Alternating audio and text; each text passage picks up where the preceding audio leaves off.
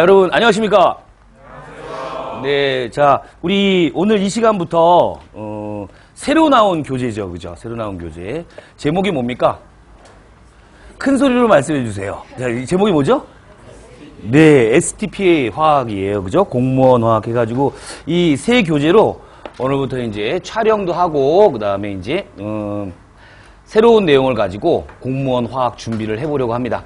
자, 일단 이 교재는 어떤 직렬 학생들한테 좀 적합한 교재냐면요. 자, 일단 식품위생직을 준비하는 우리 그 학생들하고 수험생들하고 그리고 환경 직렬 학생들이 이제 화학을 공부하게 되는데 이 범위에 대한 화학 범위가 어딥니까? 어디까지입니까? 라고 물어보는 질문이 게시판에 종종 올라와요. 그죠? 그래서 제가 그거에 대해서 잠깐 말씀드린다면 일단 기본적으로 고등학교 때 배웠던 그 화학 1 그리고 화학 2 있죠. 그죠? 그 내용이 이제 포함되고요. 그 다음에 일반 화학이 포함됩니다. 그러니까 그 제목명은 뭐냐면 일반 화학이에요. 근데 일반 화학이 굉장히 방대하지 않습니까, 여러분? 그죠? 우리 대학교 때 다 일반화학, 대학교 일반화학을 공부하는 학생들은 이 부분을 다 봤을 텐데 내용이 다 방대합니다.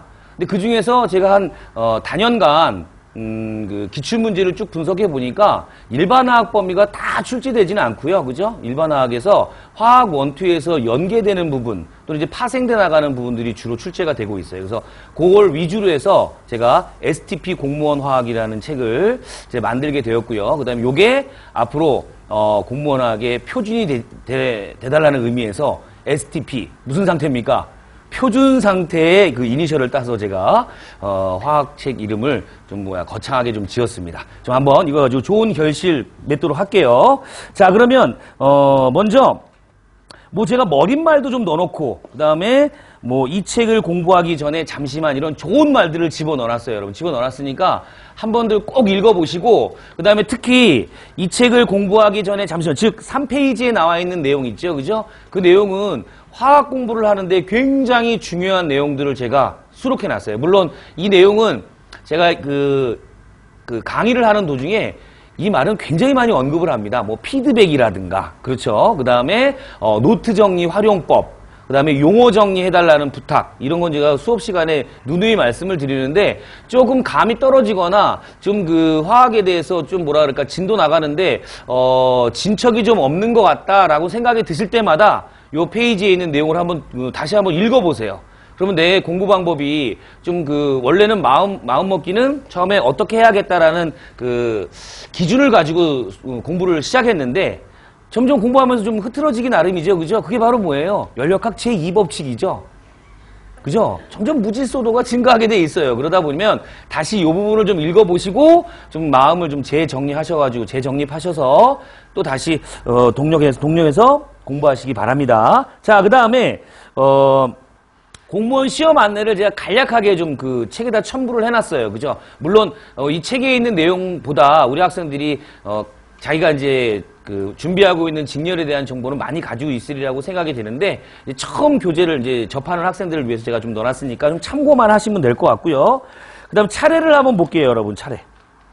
자, 이 교재 구성은 크게 1번 화학 이론과 그 다음에 2번 이제 부록편으로 이렇게 두 파트로 나누어져 있어요, 여러분. 그래서 첫 번째 화학 이론 같은 경우는 총 12장으로 구성이 되어 있고요. 재구성을 좀 했습니다. 기존에 제 책이 이제 18장으로 되어 있는 거를 좀 통폐합을 시켜가지고 12장으로 좀 그 내용 정리를 좀 더 타이트하게 좀 묶어놨어요. 그리고 그 다음에 두 번째 파트에서는 최근 기출 문제하고 그리고 용어 정리 굉장히 중요하죠, 그죠? 용어가 만약에 모르는 게 나왔다라고 하면 뒤에 있는 용어 정리를 가나다 순으로 제가 넣어놨으니까 한번 쭉 보시면 되고요. 그 다음에 화학 용어 정리를 책으로 다 실른다면 백과사전 수준이에요, 여러분. 그래서 아주 출제 빈도가 높은 것들은 넣어놨지만 그리고 이제 간략하게 넣어놓은 것들이 있기 때문에 좀 더 섬세한 걸 찾기 위해서는 우리 어때요? 뭘 찾으면 된다? 스마트폰 같은 걸 이용하셔도 전혀 무관합니다. 좀 잘 나오죠, 그죠? 전 투지인데요. 네, 그럼 인터넷을 이용하시면 됩니다. 아시겠죠, 그죠? 그래서 좀 용어 정리에 좀 주력을 좀 해달라는 부탁 다시 한번 드리고요. 자, 제가 일단 잠깐 시간을 내 가지고 책의 전반적인 구성에 대한 이야기를 했고요. 그죠? 그 다음에 이제 안으로 들어가면 장마다 이론 정리는 일단 필수적으로 자세히 넣어놨습니다, 여러분. 그래서 그렇지만 아무리 자세하게 넣어놓는다 하더라도 노트 필기를 해야 되기 때문에 우리 동영상 듣는 학생들도 마찬가지로 노트는 꼭 준비하셔야 됩니다. 그리고 노트에다가 별걸 다 적을 거예요. 내용 정리한 거 수업 시간에 나온 내용 정리는 부분적으로 다 적는 거 뭐 필수적이고요. 그죠? 그 다음에 기출문제, 뭐 예상문제 이런 것들을 제가 간단하게 칠판에다가 예를 들어 드리는 경우 있거든요. 그죠? 그런 것도 다 포함해가지고 노트 정리해 주세요. 그럼 나중에 딱 두 것만 보면 됩니다. 뭐만 보시면 되냐면 우리 교재하고 그 다음에 노트 정리한 거. 시험이 임박했어요. 한 일주일 정도 또는 한 열흘 정도 남았다고 상상을 해봅시다. 그때 그러면 새로운 문제집을 사가지고 푼다.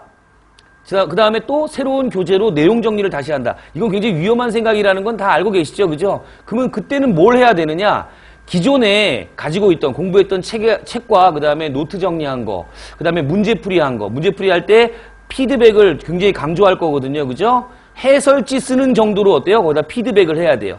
그러면 그것만 한 일주일, 열흘 정도만 쭉 반복해서 본다면 일단은 첫 번째 장점이 점수를 지킬 수가 있어요. 점수 기복이 없어요. 뭐 어떤 그 모의고사를 봤는데 예를 들어가지고 한 19개, 20개를 맞다가 어떤 모의고사를 봤는데 막 12개 맞고 막 이러면 어때요? 이 불안하지 않습니까? 그죠? 근데 이 반복적으로 그 내용을 계속 확인하면 일단 점수 기복이 없이 14개로 픽스가 될 거예요. 그럼 되겠어요? 안 되겠어요? 이거 웃긴 얘기인데 왜 웃지라고 되게 심각한 얼굴로 연락하면 아이고 큰일 났네 이런.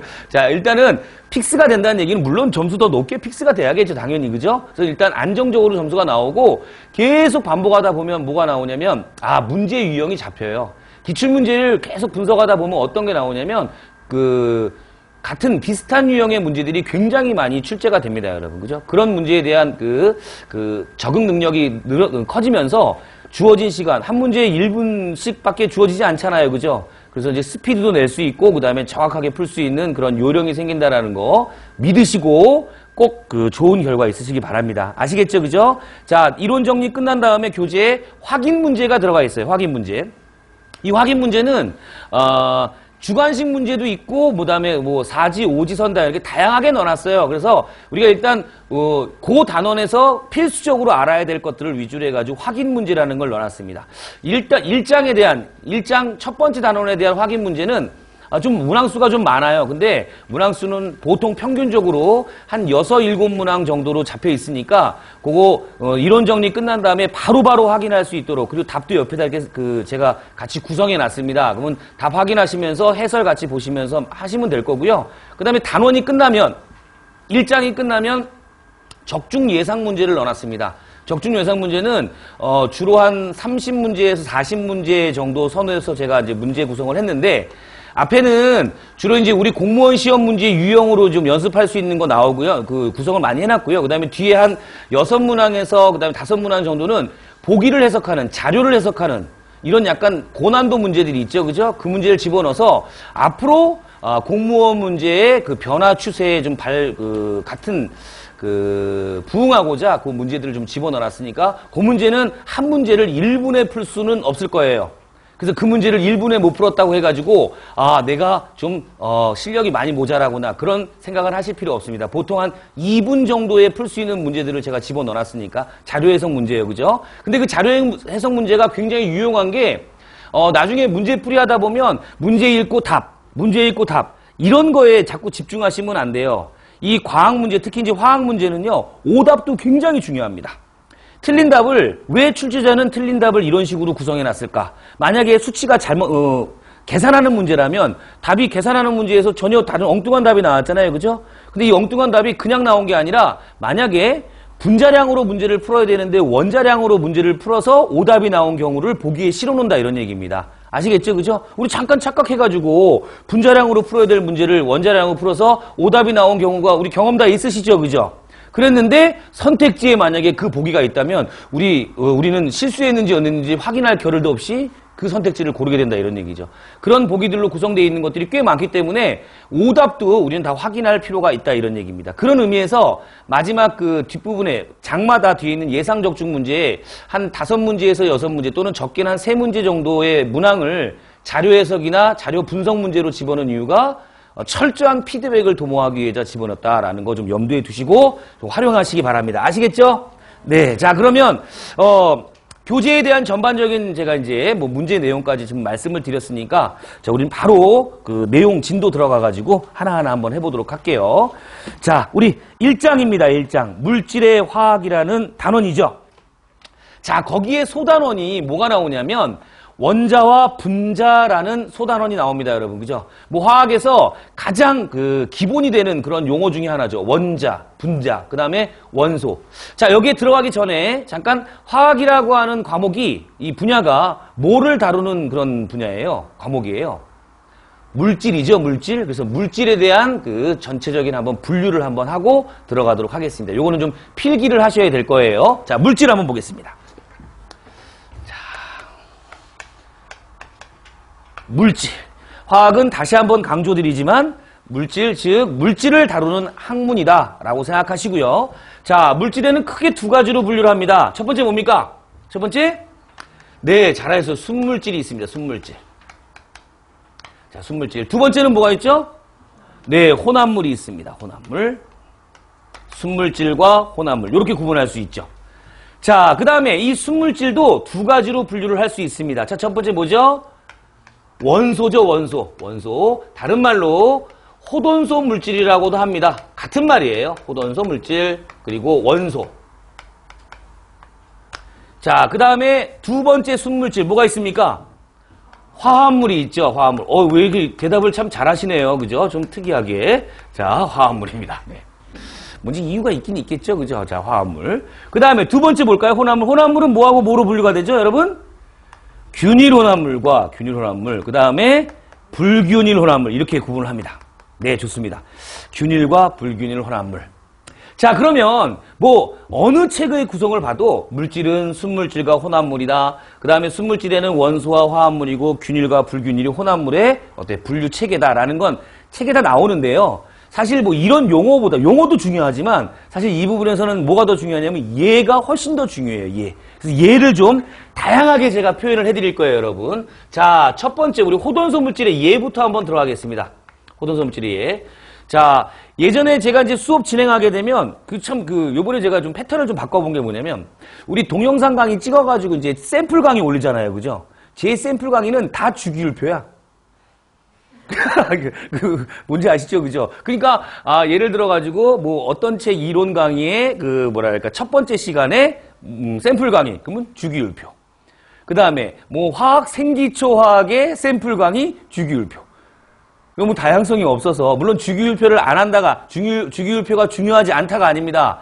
주기율표는 제가 2장에서 다시 한번 말씀을 드릴 거예요. 그죠? 드릴 텐데, 오늘은 좀 순서를 바꿨다라는 의미는 아니에요. 주기율표가 뭐 어느 부분에 설명되는 건 뭐 크게 중요한 건 아니지만 저는 이제 주기율표에 대한 중요성 때문에 항상 먼저 하곤 했었는데 오늘 물질에 대한 분류부터 시작을 한 거예요, 여러분. 그렇다면 주기율표를 잠깐 우리 한번 상기하고 들어가자는 의미에서 이 얘기를 좀 꺼냈습니다. 자, 주기율표 뭐 어렸을 때부터 학창 시절 때부터 많이 봐왔던 그런 표기 때문에 한번 이미지 트레이닝을 한번 해볼게요. 주기율표 우리 1쪽 있지 않습니까, 여러분? 1쪽의 맨 위에가 바로 원자번호 1번의 원소가 들어가 있어요. 그죠? 그게 바로 누구냐면 수소입니다. 수소. 그죠? 자, 수소 밑에 뭐가 있었다고 우리 알고 있습니까?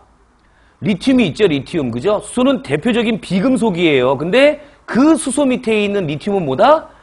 금속이다. 금속. 그렇죠. 그죠? 자, 금속들은 금속들은 원소, 즉 호돈소 물질 상태로 존재를 해요. 그래서 대표적인 예가 원자번호 3번 누구? 리튬이라든가, 그죠? 그 다음에 그 밑에 있는 원자번호 11번 누구죠? 나트륨도 있고요. 그 다음에 그 밑에 원자번호 19번 칼륨. 그렇죠? 이런 것들은 금속 원소들은 그러니까 뭐다? 호돈소 물질 상태로 존재한다. 호돈소 상태로 존재한다라는 거 기억해 달라는 얘기입니다. 되셨죠? 그죠? 자, 그 다음에 두 번째. 자, 그럼 금속만 호돈소냐? 아닙니다. 금속이 아니어도 호돈소 물질로 존재할 수 있어요. 금속 말고 우리 원소를 구분할 때 금속 원소 말고 상반되는 개념의 원소가 있었어요. 뭐죠? 비금속 원소들이었죠. 그죠? 대답 잘 하셔야 됩니다, 여러분. 제가 대답하는 걸 굉장히 중요시 여기고 수업 시간에 무진장 질문을 많이 해요. 그래서 어떤 학생들은 제 수업이 굉장히 부담스러워요. 왜냐하면 눈을 마주치고 자기한테 물어볼 것 같아. 그리고 눈을 마주치면요, 피해요. 비겁하게.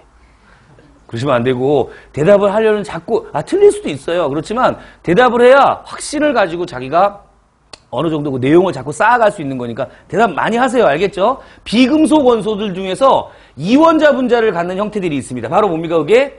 H2 수소죠. 그죠? 자, 그 다음에 O2 산소, 뭐 질소 N2, 그 다음에 뭐 F2 요 정도만 한번 표현해 볼까요 여러분? 자, 그래서 비금속 원소지만 이원자 분자의 형태로 되어 있는 놈도 뭐라 그런다? 원소 호돈소 물질이라고 이야기를 한다. 괜찮죠? 그죠? 그 다음에 또 이제 호돈소 물질이 뭐가 있을까요? 이런 금속 원소라든가 또는 그 다음에 그 이원자 분자의 이것들 외에 분자들 외에 또 동소체로 구성되어 있는 것들이 있어요. C, 다이아몬드. 탄소 같은, 이 다이아몬드 같은 경우는 뭐예요? 금속 결정이나 이런 분자, 이런 형태가 아니라 얘는 뭡니까? 원자 공유 결정이라고 이야기를 해요. 그죠? 자, 그 다음에 또 동소체 관계에 있는 뭐죠? C, 흑연. 그 다음에 C60. 많이 보셨죠? 얘 이름 뭡니까? 플러렌이라고 하는 놈이에요. 플러렌. 그죠? 그 다음에, 자, 요 동소체 외에 산소 동소체를 제가 하나 더 적어볼까요? 뭐죠? O3. 오존 같은 것. 이런 것들을 우리가 모두 뭐라 그런다? 호돈소 물질 원소라고 이야기한다. 괜찮죠? 그죠? 자, 요 정도 제가 예를 들어 드릴 거고요. 자, 그러면 순물질 중에서 화합물은 어떠냐? 화합물은 정의 한번 적어볼까요?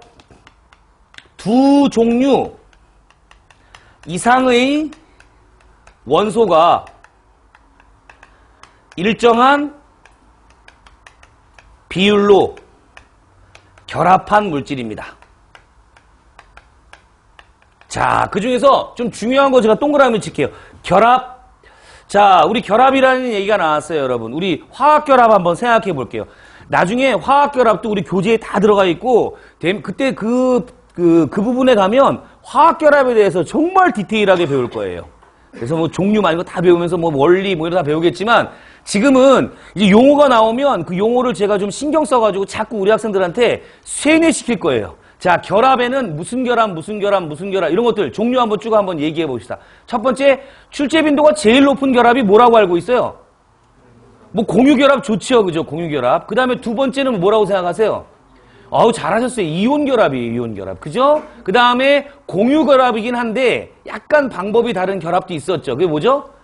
배위결합. 그렇죠? 배위결합. 그 다음에 다른 종류의 결합 또 하나 뭐가 있습니까? 금속결합이라는 게 있었어요. 금속결합. 맞습니까? 자, 그 결합 중에서 자, 얘네들은 금속결합하고 있어요, 여러분.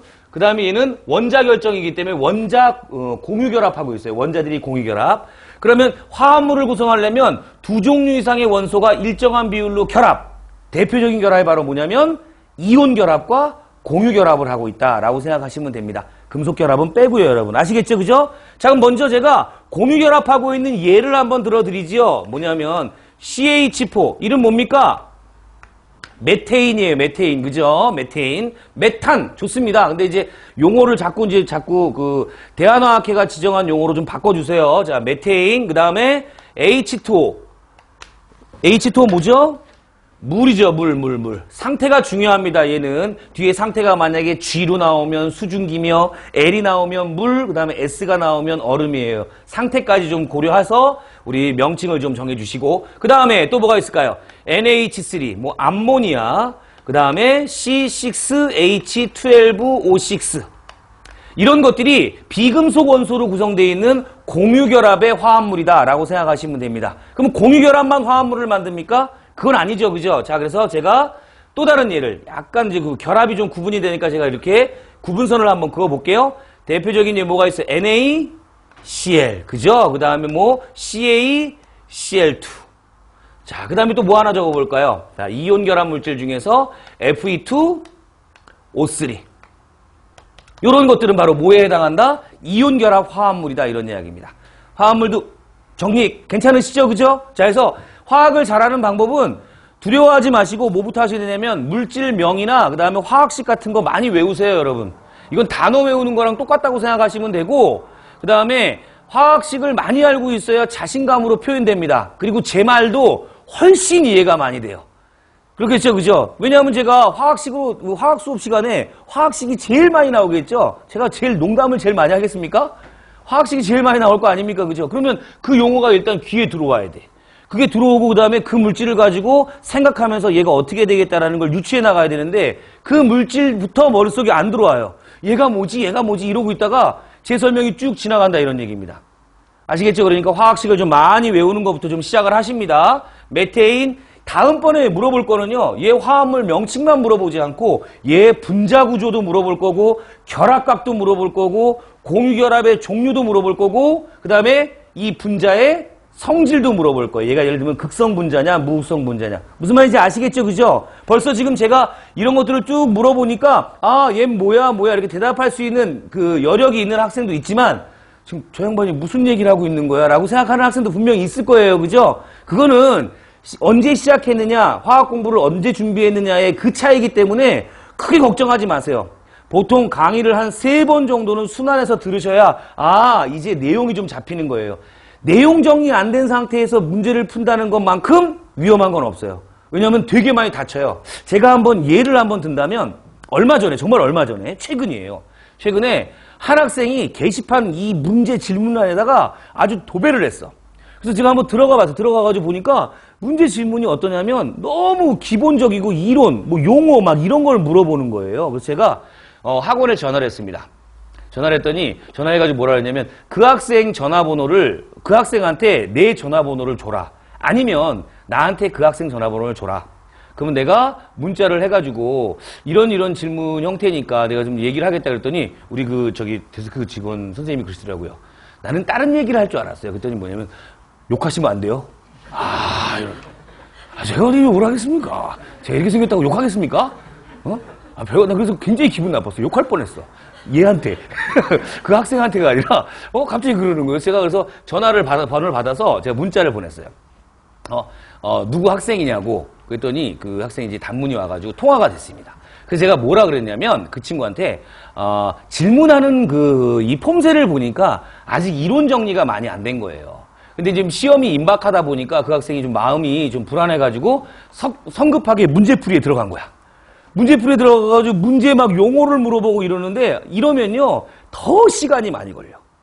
왜냐하면 이 용어 때문에 이 문제는 해결하지 못한 채 이론 찾아가지고 해야 되죠. 아니면 질문을 올려. 그러면 뭐 어떤 학생은 정말 재수 좋은 학생이 있어요. 내가 질문 답변하고 있는데 질문이 올라온 애도 있어.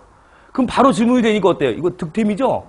그런데 어떤 학생은 좀 이렇게 텀이 좀 길어질 수도 있어요. 근데 그걸 언제 기다리고 있어? 그러니까 어떻게 하셔야 되냐면 이론부터 확실하게 하셔야 돼. 이론의 첫 출발점은 바로 뭐다? 이런 화학식을 많이 외우면서 용어 정리부터 철저하게 하는 게 바로 출발점이에요. 아시겠죠? 그러니까 오늘은 이 단원 처음이고 동영상 강의 처음이고 이렇지만 이런 상황에서 화학식부터 먼저 철저하게 챙기는 게 가장 중요한 얘기다라는 거 다시 한번 강조드립니다. 아시겠죠? 그렇다고 제가 지금 이런 얘기를 하니까 게시판에 질문 함부로 하면 안 되겠구나. 뭐 그런 건 아니에요. 그죠? 그 친구도 제가 뭐냐면 질문이 똑같은 아이디를 가지고 막 여러 개가 올라왔는데 다 열어봤더니 그래서 한 2-3개 정도는 해줬는데 이렇게 하다가 그 학생한테 그렇게 도움이 되겠다라는 내용이 아니에요. 그래서 제가 그 친구랑 연락을 취했다라는 거 염두에 두시고 알겠죠? 자, 그렇게 화학식부터 철저하게 해 나가도록 하자. 자, 메테인, 그 다음에 물은 아까 상태 조심하라 그랬습니다. 암모니아, 포도당, 그 다음에 염화나트륨, CaCl2 염화칼슘이죠. 그죠? 그 다음에 얘는 산화철. 이런 식으로 명칭 및 그 다음에 하첨자 붙어 있는 것까지 철저하게 기억하시기 바래요. 자, 여기까지 순물질에 대한 이야기고요. 혼합물은 뭐냐? 순물질과 혼합물을 한번 비교해 볼게요, 여러분. 자, 순물질은 어떤 물리적 특성이 있냐면 얘는 끓는 점이 어때요? 끓는 점이 일정합니다. 물론 끓는 점을 얘기했지만 녹는 점도 일정해요. 녹는 점, 끓는 점이 일정한 물질들을 뭐라 그런다? 순물질이라고 이야기를 하는 거예요. 그죠? 그럼 혼합물은 뭐냐? 혼합물은 녹는 점, 끓는 점이 일정치 않아요. 일정치 않고 계속해서 이런 식으로 어때요? 기울기만 달리해서 계속 변화하는 이런 걸 대표적인 혼합물의 어때요? 가열곡선이다라고 생각하시면 되고 얘는 순물질의 가열곡선이다라고 생각하시면 됩니다. 실제 기출문제에서도 요 순물질의 가열곡선과 그 다음에 혼합물의 가열곡선을 그래프만 덩그러니 준 다음에 이 물질의 종류를 옳게 짝지은 것 이런 식으로 문제가 꽤 오래전에 출제가 된 적이 있어요. 그래서 우리 학생들은 그래프 이용하고 그래프만으로 어떤 물질을 물어보는지에 대한 용어 매칭 요 정도만 좀 해주시면 되겠다 이런 얘기입니다. 자, 이제 그러면 혼합물 중에서 균일 혼합물의 예를 한번 들어갑니다. 자, 균일 혼합물은 말 그대로 어때요? 균일하게 섞여 있는 혼합물을 이야기하는 거예요. 대표적인 예로 앞으로 우리가 어마어마하게 다룰 바로 뭐예요? 용액인데 용액의 정의 자체가 뭐예요? 용질과 용매가 균일하게 섞여 있는 물질이 용액이에요. 그러니까 균일하게 섞여 있는 물질이니까 바로 뭡니까? 균일 혼합물이 되겠죠, 그죠? 근데 그 중에서도 용매가 만약에 물이야. 그럼 이게 무슨 용액이 될까요?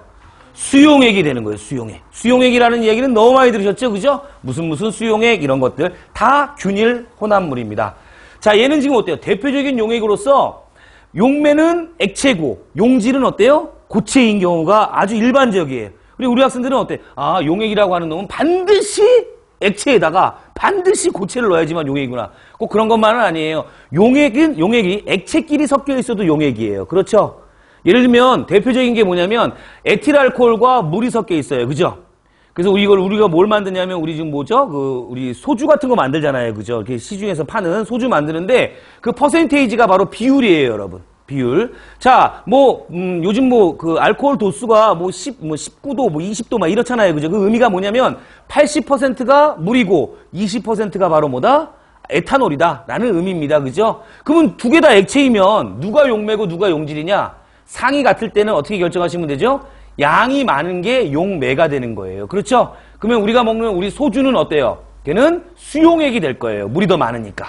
근데 점점점 도수를 높였어. 높이면 어떻게 됩니까? 이제 알코올이 더 많아지겠죠, 그죠? 알코올이 많아지면 이제 수용액이에요, 알코올 용액이에요.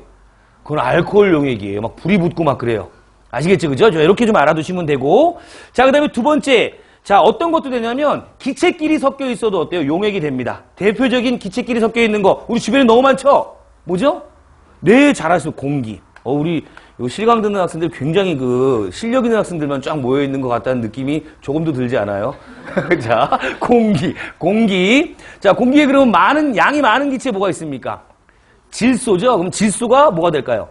용매가 될 거예요. 그죠? 그리고 산소가 용질이 될 거고요. 네, 됐습니다. 자, 이렇게 수용액, 공기, 그 다음에 소금물, 이게 같은 수용액인데, 요렇게도 나올 수 있어요. 소금물. 그 다음에 포도당, 수용액, 이런 식으로 나올 수 있으니까 좀 예를 좀 다양하게 좀 제가 한번 적어볼게요. 이런 것들이 균일 혼합물의 대표적인 예다.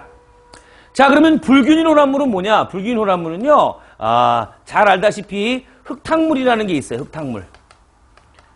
그 다음에 우유, 그 다음에 암석. 이 암석 중에서도 제가 이제 우리 교재하고 밀접한 관련이 있는 암석 중에 철광석이라는 예를 한번 드리도록 하겠습니다. 철광석. 이 철광석의 주성분은 Fe2O3. 여기 우리 화합물 적어드렸죠, 그죠? 철광석의 주성분은 Fe2O3야. 만약에 근데 이 철광석 안에요, Fe2O3만 100% 있다면 얘는 혼합물이에요? 아니면 화합물이에요? 화합물이 되겠죠, 그죠? 근데 이 철광석, 암석 안에는 Fe2O3 외에 불순물이 들어가 있다, 이런 이야기입니다. 그 불순물이 주로 뭐냐면 SiO2라는 거예요. SiO2. 그죠? 이산화규소. 이런 불순물과 함께 섞여서 있기 때문에 얘를 뭐라 한다? 혼합물인데 그 SiO2 비율이 어때요? 곳곳마다 다 달라요. 장소마다 다 달라요. 그죠? 그래서 얘는 균일 혼합물이 아니라 불균일 혼합물의 대표적인 예가 된다. 요 정도 알아두고 계시면 우리 해결해 나가는데 도움이 되지 않을까라는 생각이 듭니다. 자, 되셨어요. 자, 아직까지 교재 내용은 들어간 건 아니고 일단 물질의 화학에 의해서 물질을 한번 분류해 봤다라는 생각 가지고 우리 한번 교재 한번 들어가 보도록 하겠습니다, 이제. 자, 교재 보세요. 자, 자, 먼저 원자와 분자에 대한 타이틀이 있죠. 자, 원자부터 한번 보겠습니다. 물질을 구성하는 가장 작은 입자 단위. 자, 믿으십니다. 가장 작은 입자 단위. 가장 작습니다. 원자는요, 그죠? 자, 원자는 화학적인 방법으로 이제 쪼갤 수는 없습니다. 그죠? 화학적인 방법으로는 쪼갤 수 없고, 물리적인 방법으로 어때요? 쪼갤 수 있지요. 그죠? 우리 입자가속기 같은 데다 원자 집어넣고, 얘를 빛의 속도로 가속을 시키게 되면, 원자핵과 전자 같은 걸로 이렇게 분해가 될 수 있어요. 그죠? 그 다음에 이제 우리 그래서 그걸 계속 쪼개는 그런 연구를 우리가 소립자 연구라고 한다라는 것도 용어 정도만 알아두시면 됩니다, 여러분. 자, 대표적인 예가 산소 원자, 그 다음에 수소 원자, 질소 원자, 철 원자 이렇게 나오는데, 산소, 지금 제가 말하는 산소는요, 원자 O를 얘기하는 걸까요? 아니면 O2를 얘기하는 걸까요, 여러분? O입니까? 잘 보세요. 공기 중에 제가 산소가 있어요, 여러분. 공기 중에 산소 있죠, 그죠? 그 산소는 O를 얘기하는 걸까요? O2를 얘기하는 걸까요? O2를 얘기하는 거예요. 문제 속에서 산소 기체 그러면 어때요? O를 얘기하는 겁니까? O2를 얘기하는 겁니까? O2예요, 여러분. 아시겠죠? 그죠? 절대로 산소 기체, 이 이원자 분자가 제일 문제예요. 얘 수소 기체, 수소, 산소 기체, 산소, 질소 기체, 질소, 플루오린 기체, 플루오린이에요. 아시겠죠? 그죠? 그러면 H는 뭐라고 얘기합니까? 수소 원자 이렇게 얘기할 거예요. 뒤에 원자란 말이 붙지 않고 그냥 수소, 수소 기체 나오면 다 이원자 분자를 얘기한다는 걸 오늘 이 시간 이후로 절대로 헷갈리시면 안 돼요. 아시겠죠? 왜냐하면 문제가 이렇게 나와요. 뭡니까? 질소와 수소가 반응해서 암모니아를 만들 거예요. 이렇게 만약에 문제가 나오면 자, 이 질소하고 수소를 잠깐 헷갈려가지고 N 플러스 H 암모니아 화학식은 또 알고 있어요. 뭡니까? NH3. 그럼 이렇게 화학 반응식을 우리가 구성을 하면 뭘 맞춰야 된다라는 생각이 듭니까? 개수 맞춰야 되죠. 그죠? 그럼 이거에 대한 개수는 어떻게 쓰면 돼요? 수소 앞에다 3만 쓰면 되잖아요. 그죠? 그러면 얘네들 개수비가 몇 대 몇 대면 1대 3대 1이지 않습니까? 그죠? 이런 식으로 문제를 풀면 어때요? 이거는 정말 완전 아웃이에요. 아시겠죠? 그럼 어떻게 풀어야 되느냐? 문제에서 질소와 수소가 반응해서 암모니아 나온다면 질소를 N이 아니라 뭐로 써야 된다? N2 플러스 H2 화살표 NH3예요. 아시겠죠? 그리고 나서 개수를 맞춰보면 어때요? 여기 2 들어가면서 여기 얼마? 3 들어갑니다. 그럼 개수비가 1대 3대 1이 아니라 얼마가 나와야 된다고요? 1대 3대 2로 문제를 풀어야 문제를 풀 수 있는 거예요. 아시겠죠? 그죠? 그래서 이 용어부터 제대로 정리를 하고 가셔야 됩니다. 질소 꼭 기억하세요. 자, 그다음 분자 갑니다, 여러분. 물질의 성질을 갖는 가장 작은 입자단위. 믿으십니다, 거기도. 가장 작은 입자단위. 아니, 원자도 가장 작은 입자단위고 분자도 가장 작은 입자단위예요. 그러면 이 원자와 분자의 가장 중요한 차이점은 바로 뭐다? 그렇죠. 성질에다가 동그라미 치세요. 성질입니다. 성질을 가지고 있어야 돼요, 성질. 그렇죠, 그죠? 그래서 그 내용을 꼭 기억하시고요. 자, 얘를 보니까 산소 분자. 산소 분자는 분자를요, 가로 치세요, 여러분. 산소 분자는 분자라는 말을 붙이지 않아도 산소 그럼 뭐다? O2라는 이야기 의미로 제가 가로를 치겠어요. 수소 분자도 마찬가지죠, 그죠? 그 다음에 물 분자도 물 이러면 H2O입니다. 암모니아 마찬가지고요.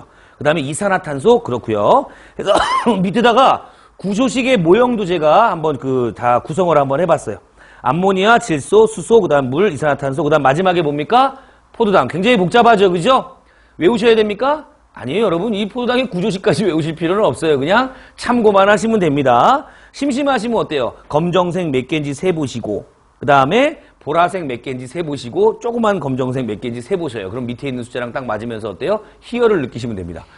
자, 알겠죠? 자, 그럼 이제 원소로 한번 가볼게요. 자, 원소. 우리 원자하고 원소를 굉장히 많이 헷갈립니다. 여러분, 원소와 원자의 실체는 같아요.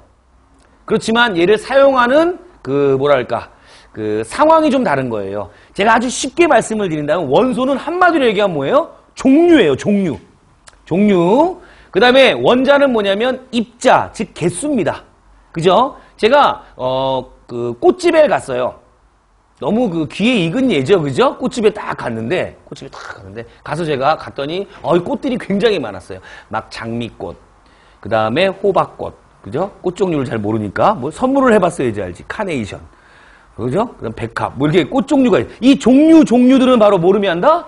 원소를 의미한다 이런 얘기입니다. 근데 제가 우리 집사람을 주기 위해서 장미 백송이를 샀어요. 백송이. 미쳤죠? 갑자기, 그죠? 백송이. 장미 백송이. 이 백송이라고 하는 이 개수는 바로 뭐다? 원자의 개념이 된다. 이런 이야기입니다. 아시겠죠? 그럼 한번 칠판에 쓰여져 있는 예를 한번 가지고 한번 해볼게요. 요예 좋네요, 요예. 얘 뭐였습니까, 아까? 포도당이었죠, 그죠? 자, 이 포도당을 구성하고 있는 원소의 종류는 몇 종류가 있습니까? 3종류가 있죠, 그죠? 뭐하고 뭐예요? 탄소원소, 수소원소, 산소원소 이렇게 3종류가 있다 이런 얘기입니다. 그러니까 종류를 물어보면 원소로 대답을 하는 거예요. 그죠? 그 다음에 그러면 탄소 원자는 몇 개 있는 거예요? 6개 있는 거죠, 그죠? 그 다음에 수소 원자는 12개, 산소 원자는 6개. 이렇게 개수, 입자에 대한 개념을 이야기할 때는 원자라는 말을 쓴다 이런 얘기입니다. 실체는 똑같다라는 거 기억하시고요. 알겠습니까? 자, 이렇게 구분하시고요. 자, 원소, 물질을 구성하는 기본 성분, 성분에다가 좀 밑줄 쳐놓으시고요, 여러분. 물리적, 화학적 방법으로는 더 이상 단순한 물질로 원소의 개념은 더 이상 나눠지지 않는 거예요. 아까 제가 모는 화학적 방법으로 쪼갤 수 있다 그랬어요. 원자, 입자의 개념은 쪼갤 수 있다 그랬죠, 그죠? 성분은 쪼갤 수 없다예요. 그렇지만 얘는 입자는 종류, 개수니까 쪼갤 수 있다. 현재까지 100여 종의 원소가 발견되었다. 자, 이 100여 종 중에는 이 자연계에서 자연적으로 어때요? 발견한 원소도 있는 반면에 뭐도 있습니까? 인공적으로 합성한 방사성 동위 원소도 있지요, 그죠? 그래서 우리가 관심이 없어서 잘 안 봤지만 이 원소지교육표 지금 후반부로 가보면 굉장히 그 익숙한 이름들이 되게 많아요. 뭐도 있냐면 뭐 노벨을 기념하기 위한 노벨륨이라는 그런 방사성 동위 원소도 있고요. 그다음에 큐리 부인을 그 기념하기 위한 큐륨, 그죠? 그다음에 뭐 버클리 그 공대에서 이제 발견한 또는 이제 뭡니까 방사성 동위 원소로 이제 우리가 만들어낸 뭡니까 버클륨, 뭐 캘리포니아 뭐 이런 것도 여러 가지가 있어요. 뭐 참고하시면 되고 우리 공무원 시험 문제에서는 안 나옵니다. 어디까지 나올 수 있냐면 한 우라늄 정도까지가 공무원 시험에 나온 기출 범위다라고 생각하시면 될 거예요. 자, 됐고요. 자, 3번에 우리 호돈소 물질 우리 정의한 거 나오죠. 산소, 원소, 철과 같이 한 종류의 원소만으로 이루어진 순수한 물질을 말한다 그랬습니다. 이 원소를 다시 한번 쓴 건 뭐냐면 이렇게 호돈소 물질을 원소라고도 한다 이런 얘기입니다. 그죠? 참고하시고요. 화합물 한번 가볼게요. 화합물은 자 거기 밑줄 쳐볼래요? 두 가지 이상의 다른 종류의 원소들이 일정한 비율 여기까지요. 일정한 비율. 그리고 결합에다 동그라미 치시고요. 됐죠? 그죠? 일정한 비율에는 몰수 비율도 괜찮고요. 또 무슨 비율도 괜찮다? 질량 비율도 괜찮습니다. 그죠? 한번 요거 한번 볼게요. 대표적인 화합물 우리 칠판에 쓰여져 있는 암모니아 한번 볼까요? 여러분 암모니아 NH3 NH3 어때요? 화합물이죠, 여러분. 그죠? 자, 질소와 수소 원소 두 종류로 구성되어 있고 질소와 수소의 몰수비가 몇 대 몇입니까? 1대 3이라는 일정한 비율로 되어 있는 거죠. 그죠? 만약에 1대 3이 아니라 N2H4 이렇게 2대 4 가장 간단한 정수비인 1대 2로 결합하고 있으면 암모니아하고 전혀 다른 성질을 가진 물질이 돼버려요. 얘는 하이드라진이라 해서 얘는 우주선의 연료로 사용하는 물질이 돼버립니다. 아시겠죠? 그죠? 즉 암모니아라고 하는 성질을 가진 분자를 만들어 화합물을 만들어내기 위해서는 질소 1몰과 수소 3몰이 일정한 비율로 결합되어 있어야겠다. 괜찮죠? 이건 이제 몰수 비율이고요. 질량 비율 한번 가볼까요? 아직 배우진 않았지만 질소의 원자 번호가 7번. 원자량은 얼마입니까? 14죠. 한 2배 정도 된다고 생각하시면 돼요. 그죠? 자, 14고요. 그 다음에 수소의 원자량은 얼마입니까? 1이죠. 1. 1인데 지금 몇 몰이 모여서 한 분자를 만드는 거예요. 3몰이니까 얘는 어떻다? 질량이 3일 거다 이런 얘기. 즉 14대 3이라고 하는 무슨 비? 질량 비율이라는 일정한 비율로 결합해도 역시 화합물의 정의에 부합이 된다라고 기억을 하시기 바라요. 알겠죠? 네, 좋습니다. 자, 그 다음에 두 번째 내용 들어갈게요. 원소들이 다양한 방법으로 결합하여 자, 이 결합 다시 한번 봅니다. 무슨 결합, 무슨 결합이요? 이온 결합 또 공유결합 잘하셨어요. 그래서 맨 처음에 제가 예를 들어 드린 게 공유결합 물질이고요. 그 다음에 우리 구분선 넣고 그 다음에 여기 이온결합의 물질 집어넣었어요. 여러분 저 물질 두 가지를 비교해 보니까 좀 원소의 구성이 좀 차이가 나죠. 그죠? 우리 공유결합 물질들은 모두 무슨 원소로 구성되어 있나요? 비금속 원소로 구성되어 있어요. 그렇죠. 그죠? 그럼 여기서 우리는 첫 번째 제2 말이 이해가 안 되는 친구들이 있다면 그 친구들은 지금 문제가 뭘까요? 아니 도대체 금속 원소가 뭐고 비금속 원소가 뭐야 이거 아닙니까? 그죠? 여러분 그래서 오늘 만약에 뭐 진도는 나갈 건데 우리 인강 듣는 학생도 마찬가지고 오늘 만약에 집에 가셔서 금속 원소와 비금속 원소를 주기율표를 한번 펴놓으시고 한번 구분해 보세요. 그러면 이 오른쪽에 있는 원소들은 대부분 다 뭐예요? 비금속 원소들이고요. 왼쪽에 있는 원소들은 뭐다? 금속 원소들이에요. 아시겠죠? 그죠? 그럼 왼쪽에 있는 원소들끼리 막 지네들끼리 모여있으면 다 비금속 원소들이 결합되어 있는 공유결합이다 라고 생각하시면 되고 자 나트륨 어디에 있어요? 1족 원소죠. 맨 왼쪽에 있어요. 칼슘은 2족 원소예요. 됐습니까? 그 다음에 철 같은 경우는 어때요? 움푹 패어져 있는 전이 원소 전이금속 안에 들어가 있는 놈들이거든요. 그죠? 얘네들은 금속과 염소, 산소는 뭡니까? 비금속이죠. 그죠?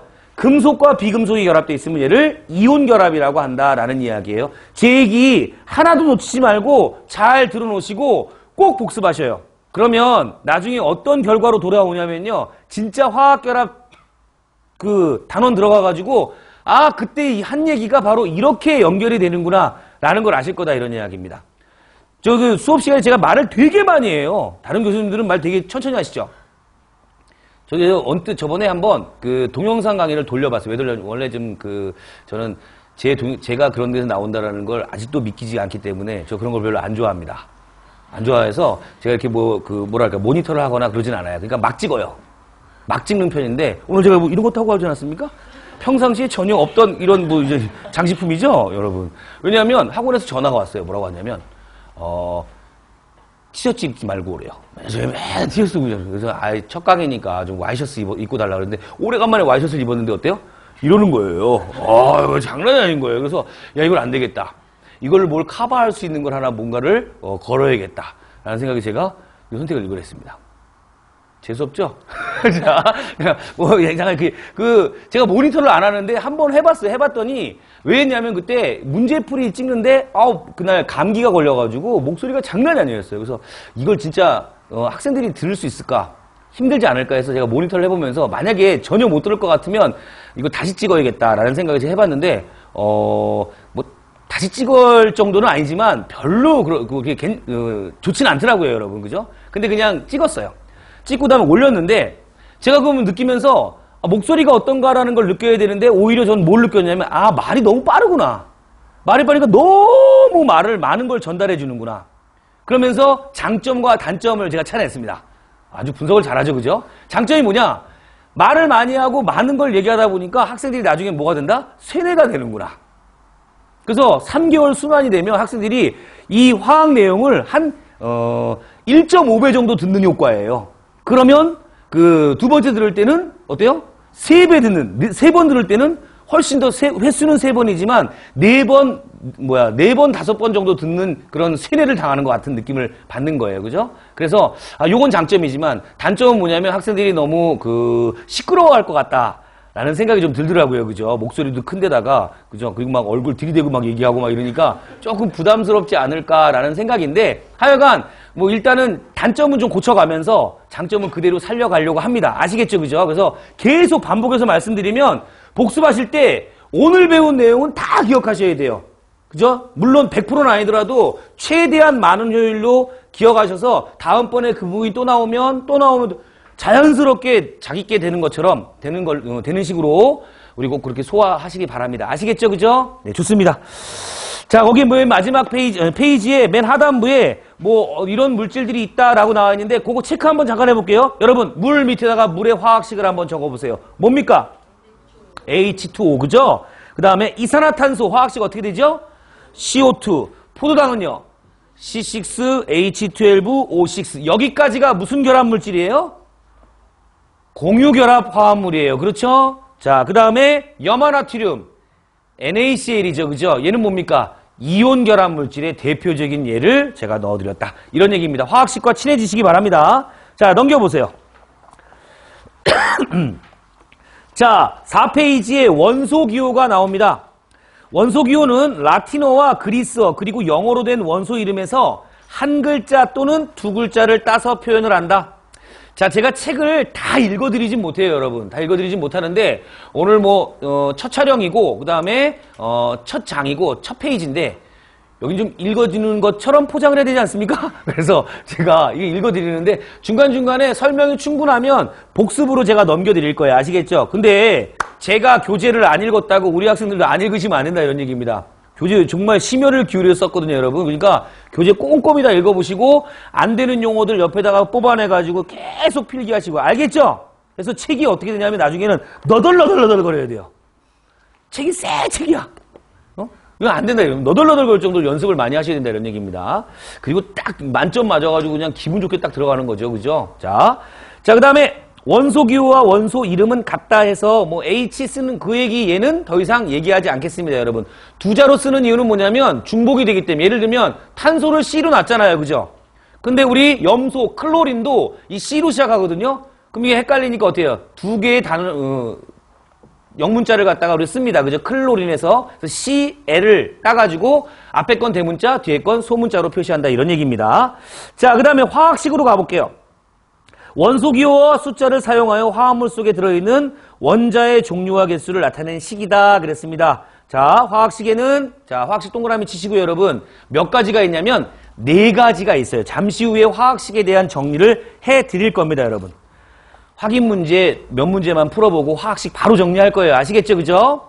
자, 원소기호와 숫자를 사용. 숫자 바로 뭡니까? 하첨자입니다. 하첨자. 그죠? 여기 보세요. 이렇게 C6H12O6 이런 식으로 원소기호 밑에 하첨자라고 부르거든요. 그죠? 이 하첨자로 표현을 해가지고 뭘 만든다? 화학식을 만든다. 이런 이야기입니다. 자, 그 다음에 두 번째 원소기호 뒤에 해당 원소의 개수를 아래 첨자, 하첨자로 나타냅니다. 그래서 메테인 CH4. 그 다음에 얘 읽을 때는 1, 2, 3, 4예요. 밑에 있는 건 다 1, 2, 3, 4로 읽고요. 이런 것도 있죠. 만약에 이렇게 앞에 이제 이 숫자가 붙을 수 있지 않습니까? 그죠? 그럼 요 숫자와 요 숫자의 차이점은 뭐예요? 요 숫자는 메테인이 몇 몰 있다? 2몰 있다 이런 뜻이에요. 그죠? 그러면 여기 우리 동영상 안 보이는 학생이 있을 것 같아서 이쪽으로 옵니다. CH4를 예를 들었습니다. 자, 그러면 메테인 분자가 몇 몰? 2몰. 그리고 메테인 분자 하나 안에는 탄소 원자 몇 개? 1개. 수소 원자 몇 개? 4개. 메테인 분자 1몰 안에는 탄소 원자 몇 몰? 1몰. 몇 개? 1개요? 2개요? 6 곱하기 10에 23승계. 이렇게 얘기하셔야죠. 1몰계 있었으니까. 그죠? 그 다음에 수소, 얘 몇 대요? 메테인 1몰 안에는 수소 원자는 몇 몰? 4몰이죠. 그죠? 그럼 몇 개? 그죠? 그게 계산이 안 되죠? 그죠? 6 곱하기 4 곱하기 2.4 곱하기 10에 24승계. 됐죠? 그죠? 이렇게 개수 개념을 좀 잘 알고 계시기 바랍니다. 자, 메테인 2몰 안에는요, 탄소 원자는 몇 몰? 2몰. 수소 원자는 몇 몰? 8몰. 이렇게 계산해 나가시는 겁니다. 개를 물으면 거기다가 아보가드로 수를 곱하시는 거고요. 괜찮죠? 자, 이 연습은 좀 충분히 하셨다라고 생각이 듭니다. 확인 문제. 원래는 확인 문제도 제가 수업 중간에는 특별하지 않는 한은 많은 문제를 다 풀어드리진 않을 거예요, 여러분. 뒤에 옆에 다 해설지하고 정답이 있으니까 좀 참고하시면 되고요. 자, 그 다음에 확인 문제 1번 한번 보도록 하겠습니다. 연소 반응에 의해 일어나는 현상이 아닌 것. 자, 연소 반응에 연소 동그라미 쳐보세요. 연소가 뭡니까? 얘를 우리가 풀어서 얘기한다면 얘를 급진적 산화다 이렇게 얘기하죠. 급진적 산화. 급진적 산화는 뭐냐? 산화 반응은 선생님 산화는 철이 녹쓰는 것도 산화 아닙니까? 그렇죠. 철이 녹쓰는 것도 산화 맞습니다. 근데 우리가 이 놀이동산에 갔는데 놀이동산에 있는 그 철 구조물이 서서히 녹이 슬고 있어. 그걸 보고 옆에 있는 애인한테 철이 타네. 이렇게 철이 연소하네. 이런 얘기는 안 하죠. 그죠? 뭐라고 얘기하면 철이 녹슨다라고 얘기하는 거 아닙니까? 그죠? 근데 걔는 산화 반응인 건 맞지만 연소하고 똑같은 산화 반응인 건 맞지만 급진적 산화가 아니다 이런 얘기입니다. 그리고 또한 연소 반응 하려면 급진적 산화가 일어나면서 뭐하고 뭐를 동반해야 되느냐? 열과 빛을 동반해야 돼요. 아시겠죠? 그죠? 그걸 연소라고 한다. 자, 1번, 보기 1번부터 볼게요. 양초가 탄다. 탄다라는 게 연소 반응에 대한 현상 아닙니까? 그죠? 두 번째, 자동차 엔진에서 연료가 폭발한다. 폭발이 뭡니까? 급진적 산화예요, 얘는. 급진적 산화. 됐죠? 그 다음에 세 번째, 냉동실에 넣어두었던 물이 얼었다. 이건 뭡니까? 물, 액체에서 얼음, 고체로 뭡니까? 상태 변화 일어난 거죠. 그죠? 얘는 화학 변화가 아니라 대표적인 물리 변화다라는 거 염두에 두시고 정답은 3번 찾으시면 되겠네요. 4번 봅니다. 뷰테인 가스가 든 버너를 켜면 불꽃이 올라온다. 그 다음에 5번째, 검은색 종이에 돋보기를 적절히 비추면 불이 붙는다. 이거 추억의 놀이죠? 그죠? 옛날에 초딩 때 한 번씩 해봤던 것 같은 기억이 나네요. 해서 1번, 2번, 4번, 5번은 모두 연소에 대한 이야기지만 3번은 상태 변화에 대한 이야기이기 때문에 정답은 3번. 이렇게 찾습니다. 되셨죠? 그죠? 자, 확인 문제는 요 단원에서 익힐 수 있는 문제를 그대로 실어놨으니까 한번 차근차근 연습하시고 옆에는 해설시 참고하셔가지고 여기에 관련된 내용들을 좀 찾아가지고 필기해 놓는 습관을 서서히 들이시기 바라요. 알겠죠? 네, 넘어가겠습니다. 자, 이제 6페이지로 넘어오셔가지고 화학식량과 몰인데 우리 화학식량 들어가기 전에 여러분 제가 아까 뭐부터 정리하고 시작한다고 말씀드렸습니까? 그렇죠. 화학식이죠. 화학식. 화학식부터 한번 보도록 할게요. 자, 화학식은 몇 가지가 있냐면요. 4가지가 있어요. 화학식은 4가지가 있다. 첫 번째 뭐가 있습니까, 여러분? 실험식이라는 게 있어요. 실험식. 그 다음에 두 번째는 분자식이 있고요. 분자식. 그리고 세 번째는 실험식이라는 게 시성식이라는 게 있고요. 이렇게 자꾸 실험을 좋아하지? 시성식이라는 게 있고요. 그 다음에 마지막 4번째 구조식이 있습니다. 자, 이렇게 네 가지 화학식이 있다. 자, 그 중에서 이 시성식을 한번 제가 시작을 한번 해볼게요. 시성식으로. 시성식은 뭐냐면 얘는 성질을 보여주는 식. 그죠? 그러니까 이 물질의 시성식으로 되어 있는 물질을 딱 보면 아, 이 물질의 성질이 대략적으로 어떻다라는 것을 우리가 알 수 있는, 알려주는 그러한 식을 시성식이라고 이야기합니다. 보통 뭐로 나타내냐면 작용기로 많이 나타내지요. 그죠? 작용기. 여러분, 작용기라는 말이 나왔어요. 작용기로 한번 채널을 살짝 돌려보세요. 뭐가 기억나십니까? 작용기 하니까. 딱 떠오르는 거. 알코올? 이거 떠오릅니까, 여러분? 알코올? 그 다음에 카복산? 뭐 이런 것들 떠오르세요? 그런 것들이 바로 작용기예요. 그죠? 물론, 얘도 이제 우리 5장 가면 원소와 화합물에서 탄소와 화합물을 쭉 정리할 텐데, 그 학기 안에 다 내용이 들어가 있거든요, 여러분. 그죠? 근데 지금 약간 워밍업만 한번 해본 거예요. 계속 이런 식으로 아직 안 배운 데에 대해서는 워밍업, 이미 배운 데에 대해서는 어때요? 확인 학습. 그죠? 이걸 계속 반복해 나갈 거니까 부담 갖지는 마세요. 우리 인강등학생들도 더 이상 얘기 안 해요. 왜 알코올을 몰랐니? 아세트산, 카복산을 왜 모르니? 고등학교 때 공부를 했니? 화학을 했? 막 이런 식으로 물어보진 않는다 이런 얘기입니다. 처음 듣는 학생도 다 들을 수 있게끔 알아들을 수 있게끔 하는데 왜 자꾸 제가 언급을 하냐면 세뇌시키기 위한 거다라는 거 기억하시고요. 알겠죠? 그죠? 자, 시성식의 대표적인 물질 뭐 알코올도 있고 카복산도 있는데 제가 그중에 두 개 다 예를 한번 들어보겠습니다. 자, 첫 번째 CH3COOH라는 놈이 있어요. 됐죠? 그죠? 아까 카복식이라는 게 바로 뭐냐면 요 COH가 카복식이라는 작용기예요. 오늘 그러면 오랜만에 봐가지고 기억이 가물가물하다. 그러면 복습하실 때 카복식이 찾아보면 돼요, 여러분. 자, 그러면 예를 들어서 스마트폰 찾았다. 카복식이 나오면 어때요? 설명이 한 줄일까요? 두 줄일까요? 여러 줄일까요? 여러 줄이겠죠, 그죠? 그래서 이걸 다 읽어본다? 아니에요. 여러분들 분명히 딱 찾으면 읽을 때 어때요? 한 두 줄 읽고 어때요? 그리고 어때요? X표 눌러버리죠, 그죠? 그죠? 안 읽는다. 내가 알아요. 아는데 찾고 그 다음에 얘를 확인하면서 머릿속에 각인이 되는 거예요. 꼭 하셔보라 이런 얘기입니다. 그거 절대 시간 낭비 아니에요. 카복식이 찾았죠, 그죠? 그러면 제가 몇 가지, 얘 이름이 카복식이고요. 몇 가지 성질을 한번 말씀드릴게요. 카복식이는 산이기 때문에 무슨 맛 날까요? 예, 신맛 납니다. 신맛. 괜찮죠, 그죠? 그럼 우리 학생들은 여기다 살짝 적는 거예요. 신맛. 됐습니까? 그 다음에 이 카복식이는 산이니까 누구하고 중화 반응할 수 있을까요? 염기와 중화 반응을 하는 성질을 가지고 있어요. 그 다음에 쟤는 산이니까 금속과 반응해서 무슨 기체 만들어낼까요? 그렇죠. 무슨 기체인지 아무 생각도 없었는데 갑자기 제가 무슨 기체가 나올 거예요? 물어보면 우리는 거의 작용과 반작용이에요. 기체 나온다 그러면 뭐가 나와요? 수소. 10문제 중에서 9문제는 수소기 때문에 그냥 나옵니다. 근데 어때요? 맞아요. 아, 신나는 일이죠? 수소기체예요, 수소기체. 괜찮죠, 그죠? 자, 그 다음에, 요건 좀 기술이 들어가는 건데, 얘는 알코올과 에스터와 반응을 해가지고 과일향을 만들어내요. 아시겠죠, 그죠? 그 문제는 이제 기출문제도 좀 몇 번 나왔으니까 그 단원 가서 좀 더 심도 있게 말씀을 드릴게요, 하죠? 자, 해서 제가 네 가지 성질을 말씀드렸습니다. 첫 번째 무슨 맛? 신맛. 지금 필기는 안 했어요. 자, 신맛. 두 번째는 염기와 중화 반응. 그 다음에 금속과 반응해서 수소기체, 그 다음에 알코올과 에스터와 과일향, 요 정도의 키워드로 기억해 놓으시면 나중에 훨씬 도움이 될 거다 이런 얘기입니다. 괜찮죠? 자, 그 다음에 또 하나의 시성식을 드릴까요? 뭐냐면 C2H5OH. 자, 여기도 지금 OH라고 하는 작용기가 보이죠? 그죠? 작용기. 얘 이름이 뭡니까? 하이드록식이에요. 그죠?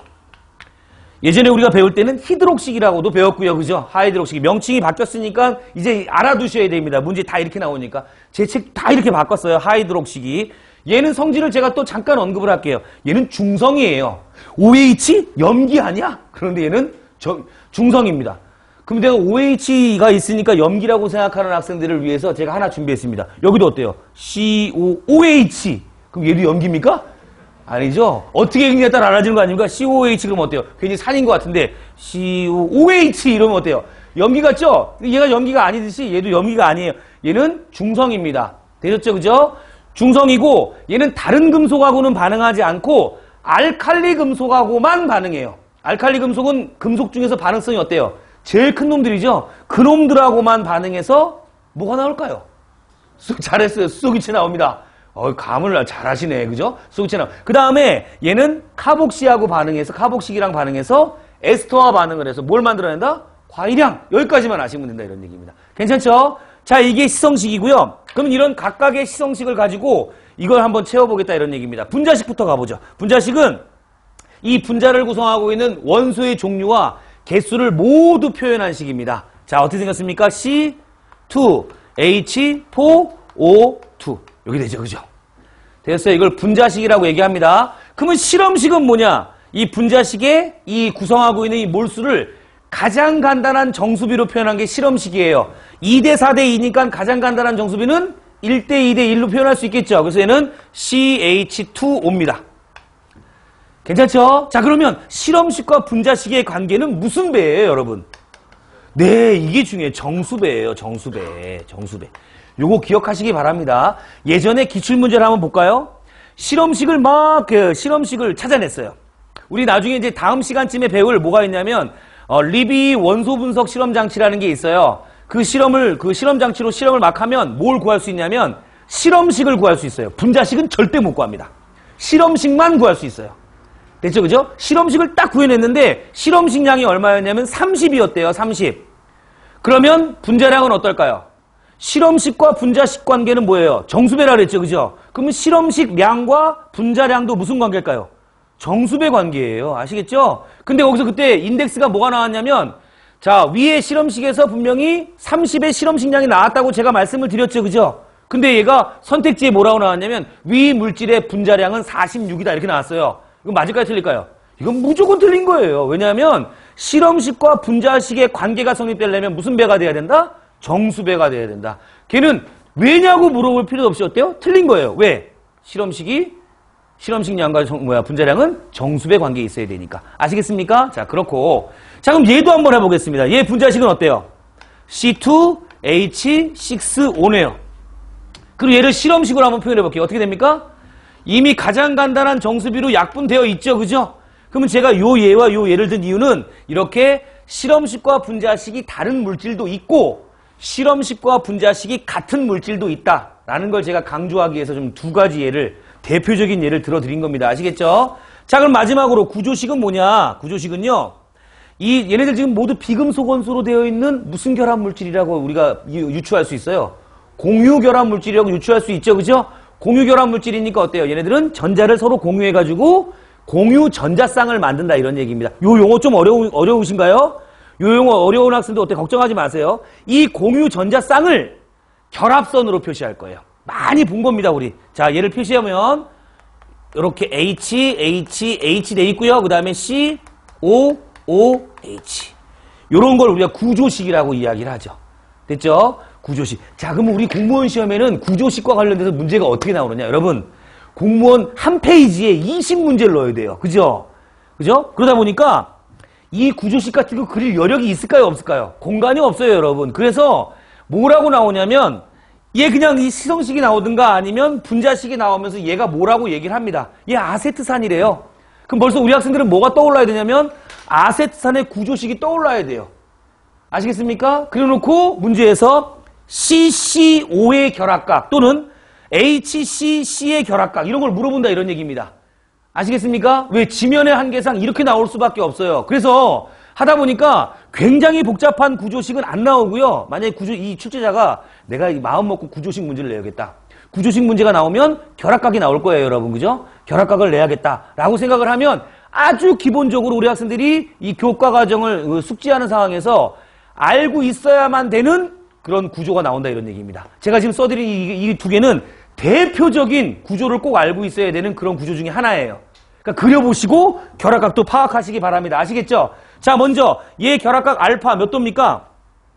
109.5도예요, 여러분. 그죠? 109.5도. 결합각도 역시 나중에 가서 천천히 말씀드리겠지만 일단 오늘은 아세트산의 구조식은 이렇게 생겼고 알파는 몇 도다? 109.5도다. 자, 요 베타는 몇 도일까요? 120도입니다. 120도. 그죠? 그 다음에 요 감마는 몇 도일까요? 104.5도예요. 104.5도. 그죠? 알파 109.5도, 베타 120도, 감마 104.5도. 이유가 뭐냐라고 만약에 물어보신다면 자, 중심원소 탄소 보이시죠? 그죠? 결합선이 몇 개 있어요, 지금? 4개 있죠? 4개. 이 4개로 둘러싸이는 순간 뭐가 되냐면 얘는 평면에 있지 못하고 입체로 튀어나가면서 사면체 구조를 갖는다 이런 얘기입니다. 그 사면체 구조의 결합각이 몇 도예요? 109.5도가 되는 거죠. 그죠? 그 다음에 요 두 번째 탄소 볼까요? 얘를 중심으로 해서 결합선이 하나, 둘, 이중결합은 뭐로 간주한다? 하나로 간주하는 겁니다. 그죠? 하나, 둘, 세 개예요. 그러면 이 세 개의 꼭점이 가장 멀리 떨어져 있으려면 어때요? 평면 삼각형 구조를 가져야 된다 이런 얘기입니다. 그래서 몇 도? 120도가 되는 거예요. 감마는요, 굉장히 독특하죠. 그죠? 얘는 지금 이렇게 꺾여 있는데 왜 꺾일 수밖에 없냐면 산소가 무슨 전자쌍을 가지고 있기 때문에 비공유 전자쌍을 가지고 있기 때문에 반발력 때문에 꺾인다 이런 얘기입니다. 그래서 얘는 우리가 생각하는 것처럼 180도 이게 아니라 104.5도의 결합각을 갖는 겁니다. 아시겠죠? 좀 얘가 제일 어렵죠, 감마. 오늘은 저만 믿고 감마는 104.5도야. 다음 시간에 제가 물어볼 거예요. 아세트산 그리지 않고 눈을 감고 아세트산 떠올리십니까? 그럼 떠오르죠? 알파 몇 도입니까? 그럼 뭐라 그래요? 109.5도. 베타는 몇 도입니까? 120도. 감마는요? 그렇죠. 이거는 화학이 아니라 종교다. 뭐 이런 식으로 가는 거예요. 그냥 왜 알파가 109.5도가 아니라 뭐가 되는 거예요? 벌써 우리 학생들 머릿속에는 이 이미지가 떠오르고 그 다음에 알파가 그런 모양이기 때문에 109.5도, 베타가 어디에 있기 때문에 얘가 120도 이렇게 알아두시라는 거지. 알파 이꼴 109.5도 이게 아니라는 이야기죠. 그죠? 잘 알고 계실 거라는 생각이 듭니다. 얘도 한번 그릴게요. 얘는요. 요렇게 생겼어요. 자, 여러분 이것도 한번 연습 한번 해봅시다. 여기 지금 결합선 몇 개 나왔어요? 4개 나왔죠. 그죠? 그럼 얘도 알파, 베타, 감마 중에서 뭐 어떤 기호를 써야 될까요? 알파 써야겠죠. 자, 여기도 어때요? 하나, 둘, 셋, 4개죠. 그죠? 그럼 뭘 써야 될까요? 기호. 알파죠. 그죠? 자, 얘는 뭘 써야 될까요, 여러분? 그렇죠. 감마를 씁니다. 자, 여기는 또 구조상 비공유성을 여기다 그릴 거예요. 아시겠죠? 얘는 그러니까 평면에 있는 게 아니라 어때? 이렇게 튀어나와 있는 거예요. 산소가 칠판 앞쪽으로 튀어나와서 104.5도의 결합각을 갖는다. 이해되었습니까? 무슨 말인지. 자, 해서 이렇게 화학식 4개를 준비했고요. 자, 일단 오늘 촬영 첫 시간에 준비한 건 일단 여기까지고요. 두 번째 시간에 화학식량까지 연결하면서 진행을 하도록 하겠습니다. 잠깐 쉬었다 할게요. 네, 수고하셨습니다. 대답을 해야죠. 네, 알겠습니다.